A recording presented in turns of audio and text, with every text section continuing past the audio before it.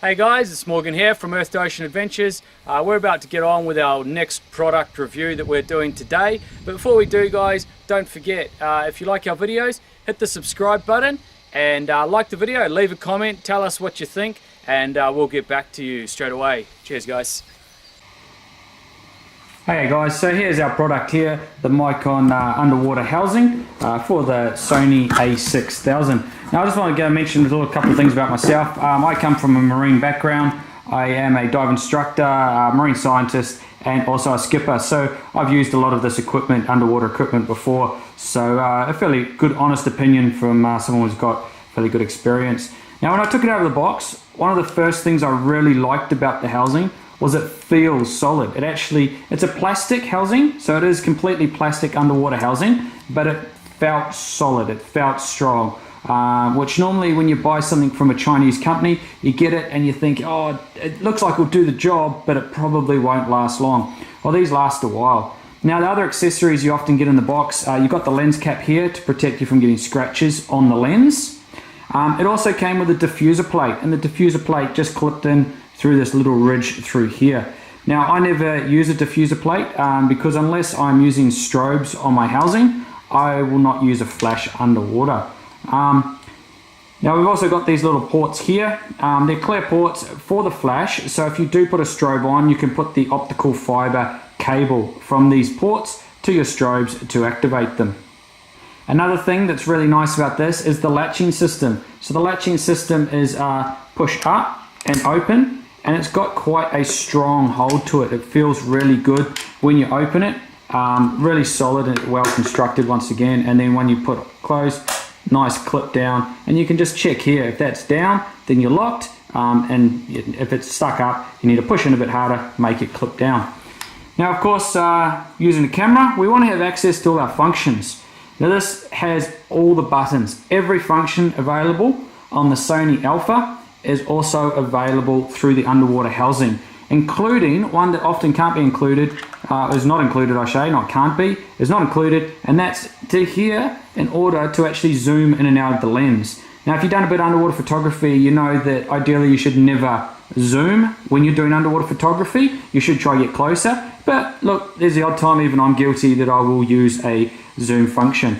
The other thing is that this housing is only good for the standard kit lens that comes with the Sony Alpha, so you can't be putting fisheyes or macros or any other lens on it, which is a small disadvantage, but for the average underwater photographer, if you're spending this much on a camera and underwater housing, you're probably not looking at doing a lot more. So once again, really nice little product. You can also get the handle that comes off the bottom to hold the strobes on, but it's actually quite comfortable also just for using the camera. Otherwise, you've only got your little leash here and you've got to hold on. You can see it's quite a big solid underwater housing that you're using. The other thing that's really good is once you actually open it up and you get inside, you'll get to have a bit of a look at the fact you have a double O-ring on this housing. So you have one O-ring here and you have another O-ring on the inside. This is fantastic because it obviously gives you that little bit more security in making it waterproof. Now, the other thing that's really neat about this is for such a cheap underwater housing, it actually has got a moisture alarm inside. So this little metal strip down the bottom, so if you have moisture, it will normally always go to the bottom. And if you get moisture inside, I can show you by this. You can see the little bit of moisture. I've got sweaty hands. It's very hot in Queensland at the moment. But you can see that little bit of moisture picks up across that plate there, and it's got a visual and audio alarm, which is fantastic because obviously if you get any drips of water in, doesn't mean your camera is ruined. It just means you need to get it out as quickly as possible.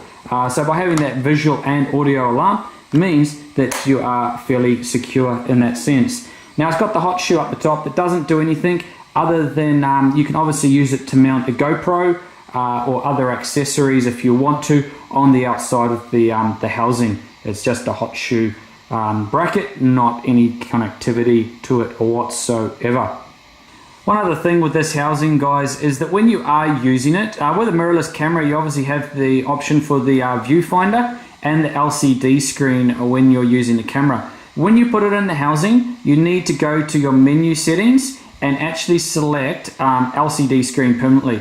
because once it goes in here, the shadowing will make the screen turn off and only work through optical. But as you can see here, this is being frosted out, so you won't be able to use the viewfinder, which, to be honest, underwater, the screen is much more comfortable to use anyway, so it's a nice way to go. The buttons themselves, you can sort of see here, they've got a nice action to them. They're very smooth, they're tight but loose all in ones, if that makes any sense. Like, you feel their quality, you feel they're making a nice contact, but they don't feel floppy. Like, if I try and wiggle them, they don't feel loose or anything in their fitting, so they feel really comfortable for water tightness. Same with the dials up the top here, your on-off switch up here for your camera.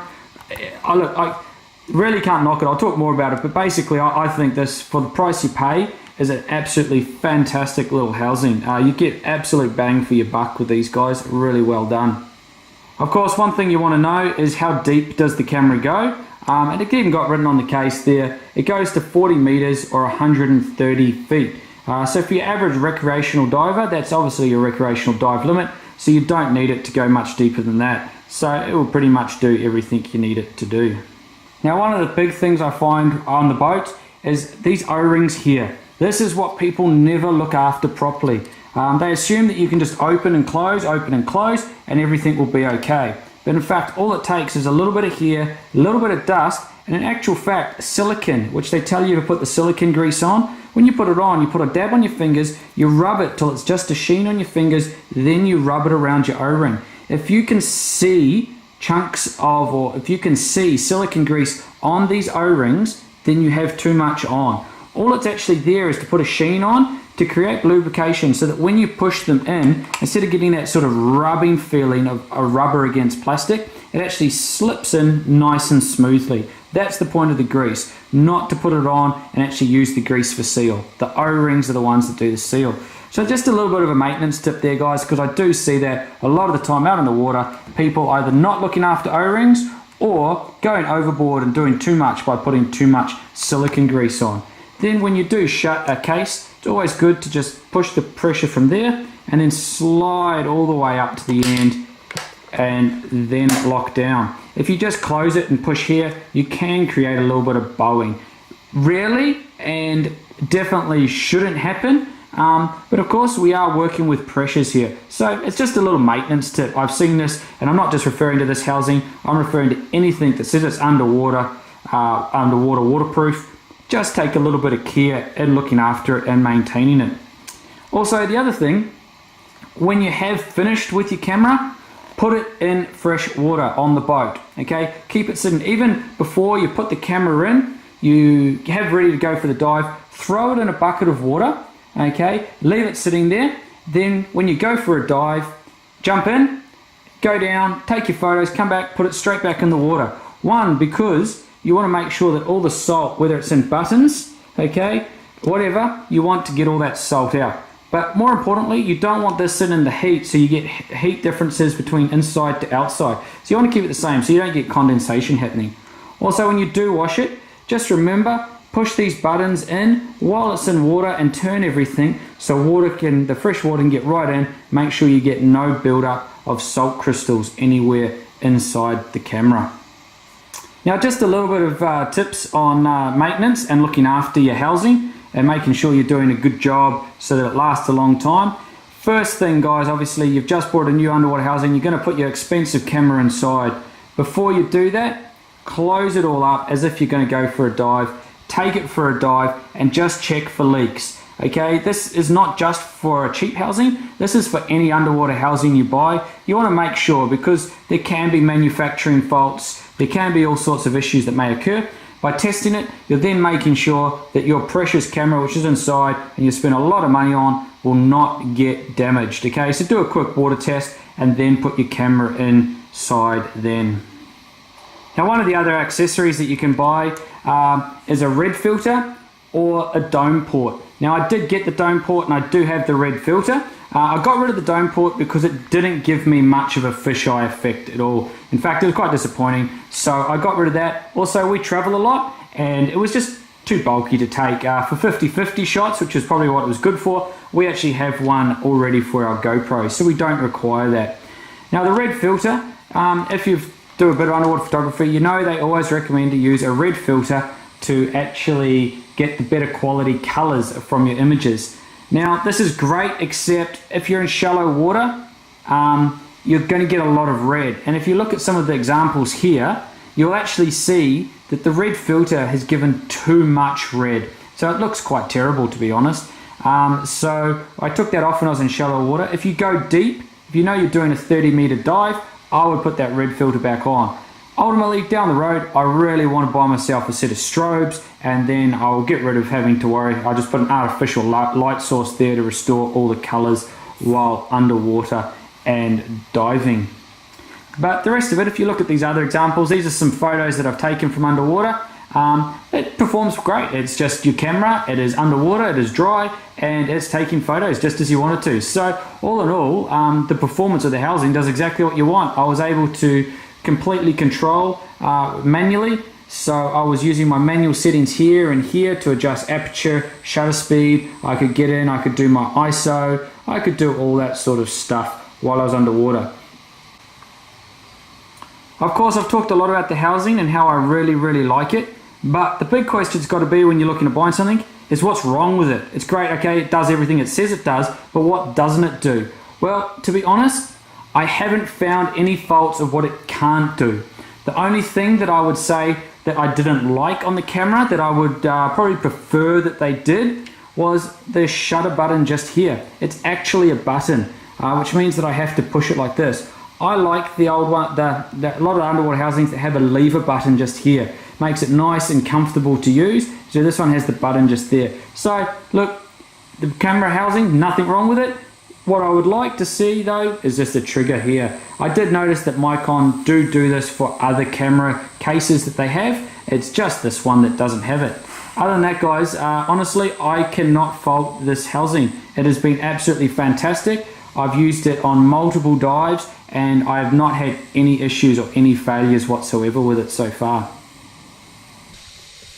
Hey guys, hope you've all enjoyed the review that I've done now for the Meikon underwater housing. If you have any questions, my final opinion on them, get it. It's a great housing, you save a lot of money, it will do the job, and in fact I've actually met a few people out on the boat who also have one, also have nothing bad to say about it. These guys have done a really good product. Don't be put off that it comes from China. It will do what you want and you will save some money to, of course, spend on other camera accessories, because that's what we love to do. Anyway guys, hope you've enjoyed the review. If you have, please give us a thumbs up and subscribe to our channel, and we'll try to do some more reviews. Also leave a comment below if you want to know anything else, if I've missed out something, which is a good chance I have. Lots of stuff to cover. Leave a comment below and I'll answer those as soon as possible, guys. Anyway, Morgan again from Earth to Ocean Adventures, guys. Thank you very much, and see you next time.